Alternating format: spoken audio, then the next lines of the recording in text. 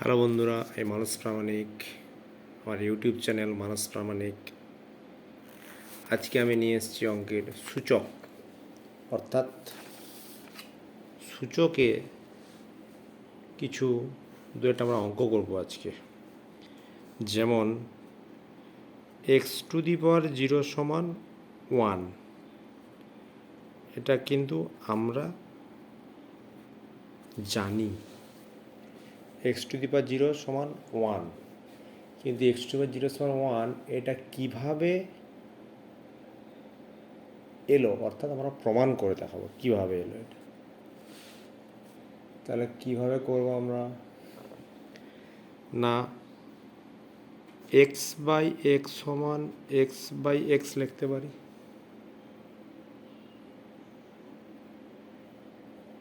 তাহলে আমরা কিছুই লিখলাম নি,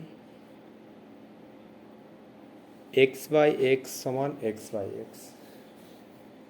তাহলে x কেটে গেলে 1 হয়ে গেল। তাহলে এখানে কি হবে? বা এই যে x/x, তাহলে x এর এখানে পাওয়ার কত? 1, এখানেও x এর পাওয়ার 1 সমান, এখানে এটা x বাদ চলে এলে কত হচ্ছে? 1। x কেটে গেলে অ্যাকচুয়ালি এটা কী হচ্ছে, x যদি এখানে কেটে দেই তাহলে কী হবে? 1 আসলো।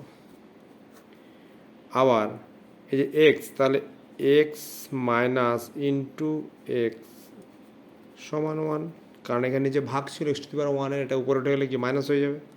তাহলে আমরা সূচকের নিয়মে যোগ করবো কি x1 মাইনাস 1 ইকাল টু 1।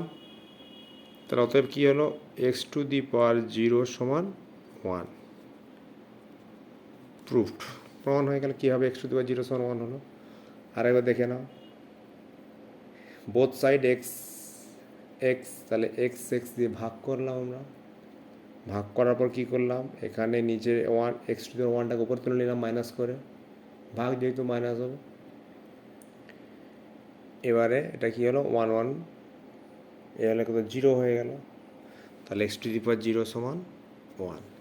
এইভাবে যদি আমরা করি যে a⁻7 into a⁻2 equal to কত হয়, এটা আমরা সবাই জানি। গুণ আকার থাকলে a⁻7 প্লাস 2 সমান যোগ হয় a⁻9। আবার যদি হয় x⁻12 ভাজিত x�5 ইকুয়াল টু কত হবে? না কীভাবে কষবে এটা আমরা? না, x⁻12 অ্যাকচুয়ালি ভাগ মানে কি হচ্ছে? বিয়োগ x⁻7। যদি কষে দেখায় তাহলে x⁻12 বাই x�5, তাহলে নিজে থেকে উপরে হলে কী হবে? বিয়োগ হয়ে যায়। তাহলে x⁻12 into x⁻−5 equal to কত হবে? x⁻12 - 5 সমান সে x⁻7। তাহলে সূচকের অঙ্কগুলো কী হচ্ছে? সূচকের অঙ্ক এগুলো আরেকবার দেখে নিন কীভাবে করা হচ্ছে। অর্থাৎ ওপর থেকে নিচে নামলে শুধু সিম্বলটা চেঞ্জ হয়ে যাবে। আপনারা দেখুন ভালো করে, আরও কিছু ভিডিও নিয়ে আসবো।